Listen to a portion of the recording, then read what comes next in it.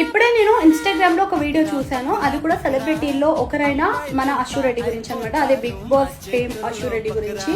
అయితే ఈమె NRI, London NRI దగ్గర నుంచి 9.35 crores వరకు వసూలు చేసిందట, అది కూడా లవ్ అనే పేరుతో. సో అక్కడ ఆయనతోటి 2018లో లవ్ అని చెప్పేసి 5 kgs బంగారం, లగ్జరీ కార్స్, ఇంకా చాలా ప్రాపర్టీస్ తీసుకుందట.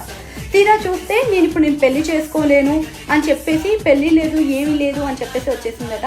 అయితే ఇక్కడ ఆ ఎన్ఆర్ఐ ఫాదర్ హైదరాబాద్ సిసిలో కంప్లైంట్ ఇవ్వడం జరిగింది. సో ఇప్పుడు ఎంత ట్రస్ట్ అయినా కానీ, ఎంత లవ్ అయినా కానీ ఇలాంటి పనులు చేయడం కరెక్టే అంటారా? అండ్ మెయిన్ ట్విస్ట్ ఏంటంటే ఇందులో అశు రెడ్డి ఇవన్నీ కూడా తన పేరు పైన రిజిస్టర్ చేయించుకున్నాడు. అయితే ఇప్పుడు పోలీసులు అయితే ఎంక్వైరీ జరుగుతుంది.